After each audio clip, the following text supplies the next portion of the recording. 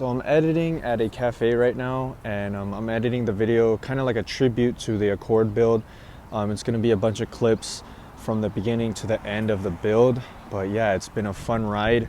It's been over 2 years, and I hope that this 9 to 10 minute video kind of encompasses the whole journey. It's been a really fun one. There's been a lot of memories, a lot of growth, a lot of everything. So hopefully you enjoy the video. But yeah, let's get straight into the recap. All right, so we're getting washed on this 20, but we're still gonna do it.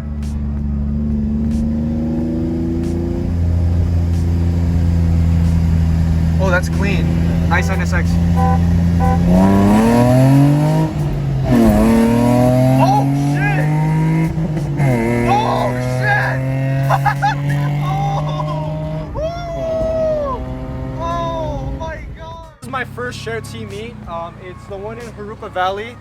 I worked out a deal with them to get 20% off the drinks for anyone who mentions the meet. So far there's been about 30 to 40 cars here, but hopefully more roll through and we're gonna get a little meet montage. This is gonna be the shift knob. It looks really nice. I got it in the polish, so this is sick. It's really small though. To be honest, it's really small. But I like it. Alright, so you can tell Calvin has one slipper missing. Look at the aftermath on his body. Oh god. Okay, so here's the RV6 versus the stock one. As you can see, it does delete that last cat. I think that's a third one. I'm not sure. But anyways, Byron has joined us. He's here.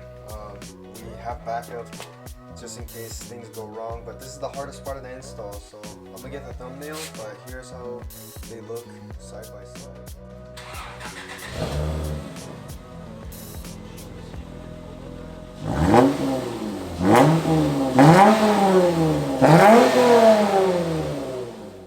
So here's the old grill, plasti dip peeling off and everything, and then here's the new grill.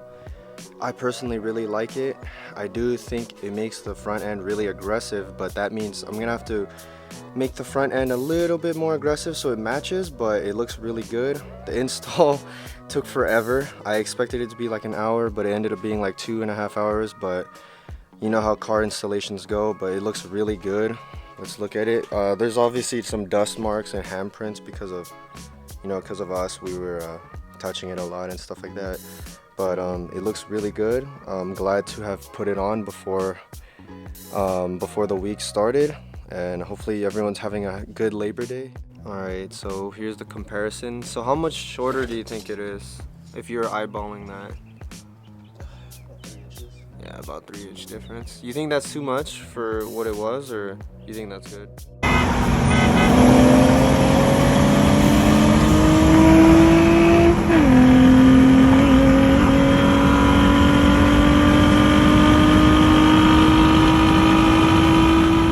Like he did on the other side, he's tackling the corners by hand.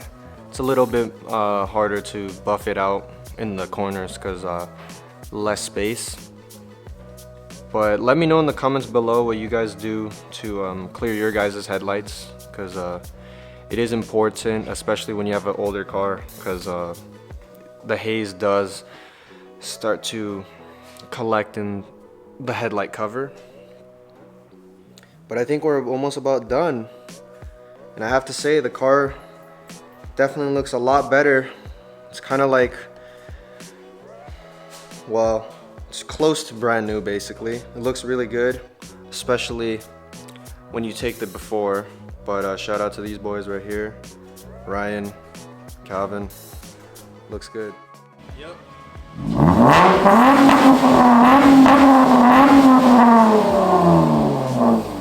Oh my gosh, it sounds good.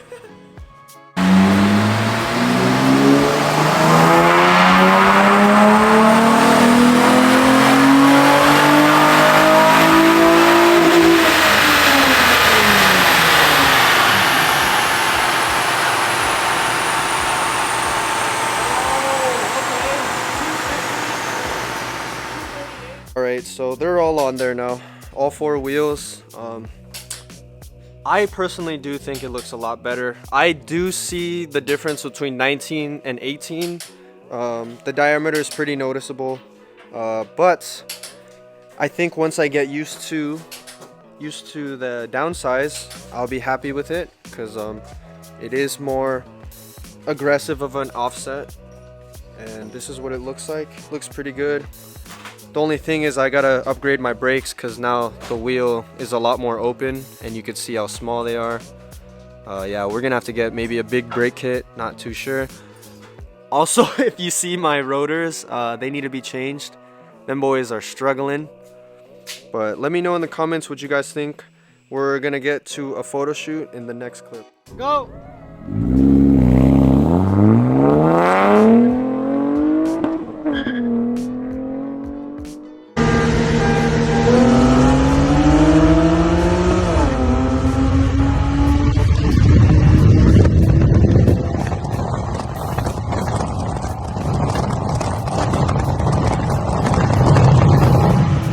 When you first think about modding a car, a lot of people think about pushing the most amount of power, which makes sense. But an alternative way to look at it is if you kind of tackle the areas that are the most restrictive. And on the J series, there are 3 areas where I think it's the most restrictive, and that's where I'm going to be censoring this whole video around. Just to break it down, like from the start, the top 3 areas that I think are the most restrictive, it's going to be the primary cats, or what they call the pre-cats.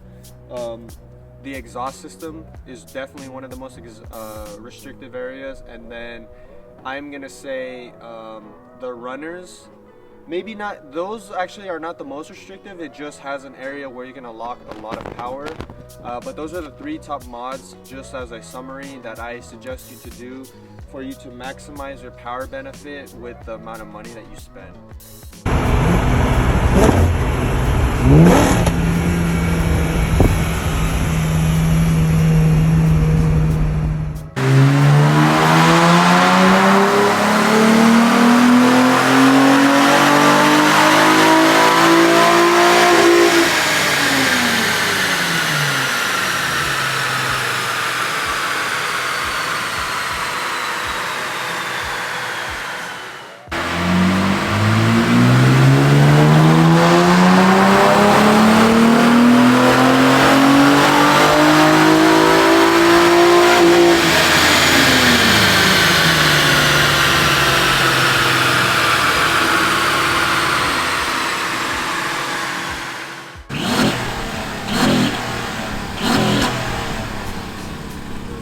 More.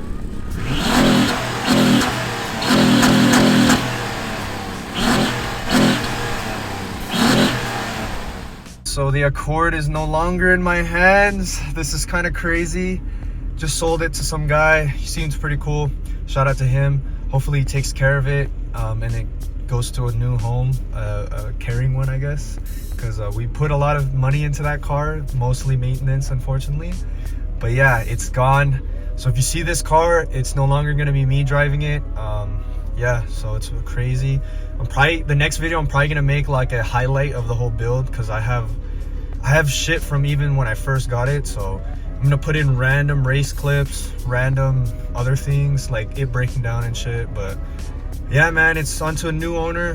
2023 is about new beginnings. I don't know how I'm gonna get to work tomorrow, but yeah.